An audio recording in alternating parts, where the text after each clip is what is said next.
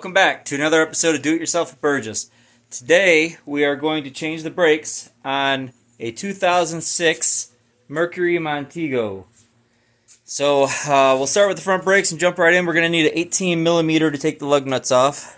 What we'll do is we'll loosen them up first to begin with before we jack this all the way up. I'll use my helper here to take video. So we'll just pop all these loose. Oop. Got it. There.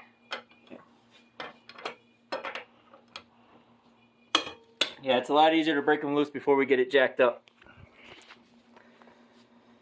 Now we got them all loosened up and we've got the car jacked up. We can go ahead and just get these lugs off real quick. Alright, now that we've got the tire off, we're going to have to take off the caliper. So, let me see if I can turn the light on here. So, these up top on the caliper are going to be 13 millimeter. There'll be one on top and one right down here on the bottom. So we'll go ahead and get those out next. Okay, I've got the two bolts out. So next, when we take this out, we're going to have to hang it up. You can use a piece of wire. I'm just going to use a bungee cord here. But you want to hang this up because this hose back here, you don't want to put all the weight on the hose pulling where it could break something apart here. Then you're just going to have more stuff to replace. So we're going to go ahead and just hang it up off this spring. If this is a little stiff, you might have to get a little pry bar or something to jostle it around. This one will actually come off fairly easy, I think, because the caliper is still compressed.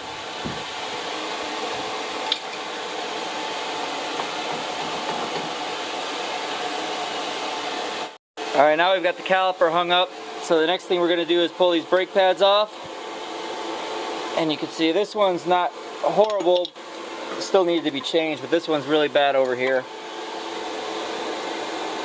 So now we're going to take the caliper bracket off. That's going to be the two 15 millimeter bolts right here, top and bottom. Alright, so now that we've got the bracket off, this little bump stop piece here came off too. Just make sure you put that in the right direction. It's pointed out to hit this bump stop, which is actually missing the rubber piece that goes on there. So we'll have to remember to put that piece back on when we put the bolts back together. This rotor is loose, so it's going to come right off. It'll be easy to replace.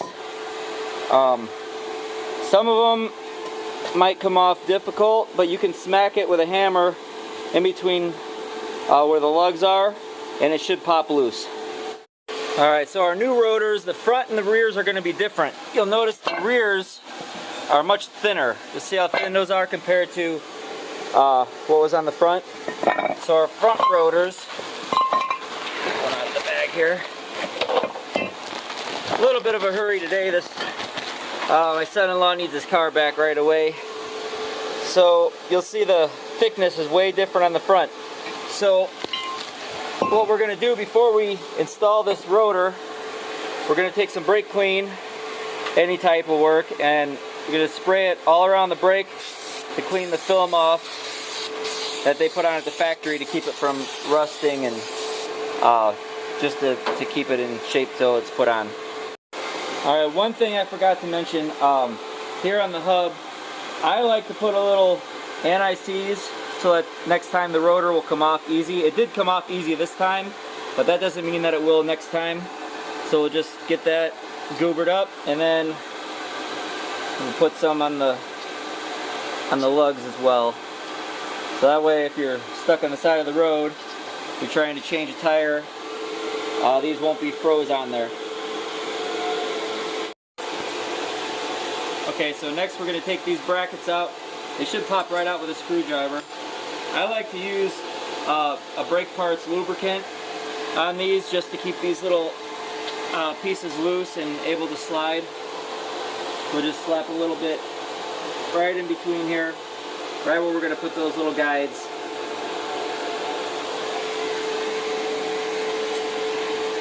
And then we'll pop these new ones right in on both sides.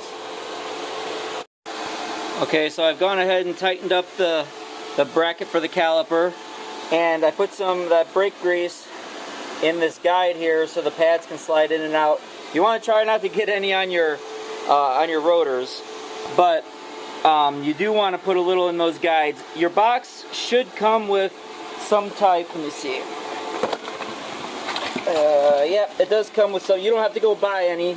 It does come with a little packet of brake grease for it, so you can just use this. I prefer getting this Permatex type. But the next thing is you're going to have to compress your calipers. Now, there's a couple of ways to do this. If you have a C-clamp, C-clamp's probably the best way. I know not everybody has a C-clamp at home, but you can also just use a pair of channel locks if you don't have a C-clamp. And squeeze. You can put a brake, if you got a C-clamp, use a brake pad, put it on here.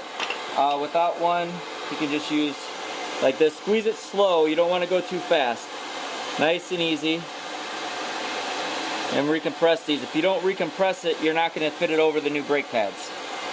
So this has to be done.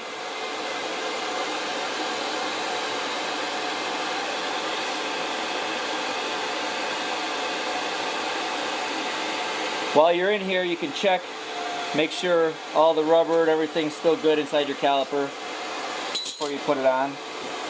And now that they're compressed, it should slide right over the new brake pads. And then we'll go ahead and put in our bolts for our caliper. Mention, inside this brake caliper bracket are these slide pins. You can pull these out, and this one's still got a little grease on it, but it doesn't hurt to put a little more. You want to make sure that these pins are free and can slide. You don't want them to get stiff in there and lock up. So these were pretty good. I got grease everywhere on me here now, but that's okay. We want these to be nice and greasy so that they can slide in and out, and that the rubber boot is still in good condition on both of them so that it holds the grease inside. So we can, the brakes won't stick as long as these slide in and out. Got this all buttoned up in here. You see we've got our caliper back on, everything together. All we gotta do now is put the primer back on, and then it'll be onto the back set. Alright, real quick, this is on the other front tire, the other front caliper. This one has a Torx head holding the caliper on. It is a 40 Torx head.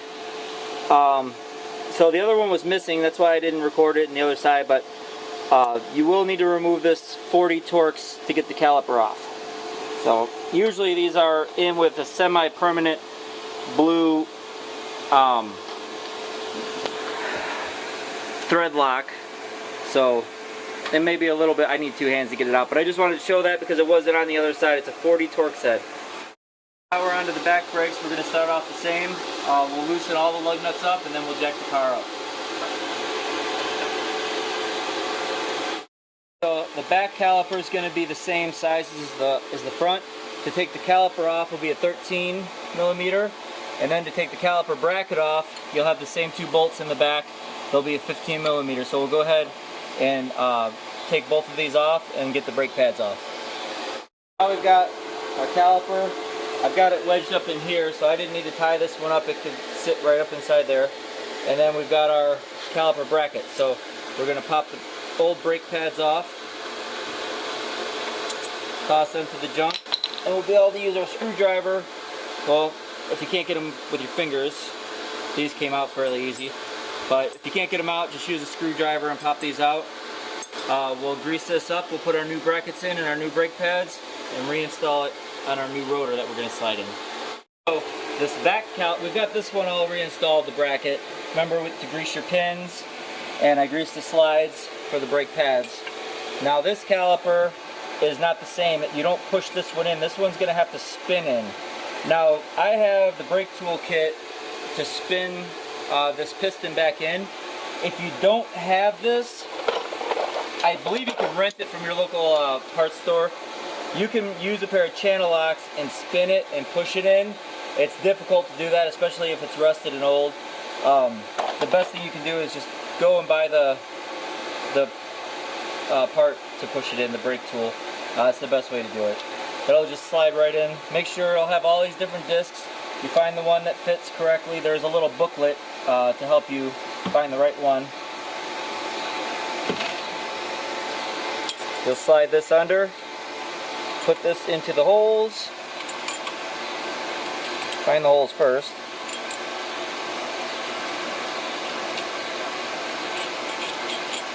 Then tighten it up.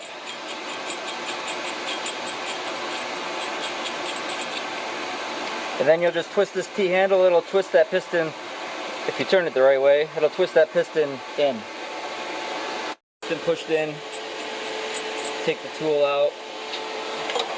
Check, make sure the rubber's all intact. This one still looks pretty good. After you clean it all up, if it has any rust or anything else in there, we're going to put it back on. It'll be our 13 millimeters. You'll see how easy it slides on now. How easy it slides on now. Go ahead and kill it. Okay, so now we've got all our parts back together. I've got the caliper in. I've got the bracket in, anti-seized. So all that's left to do is put the tire back on. So if this video helped you out, I know it was a fast video. I usually go into a little more detail, but if you got anything out of this video, I ask that you hit subscribe.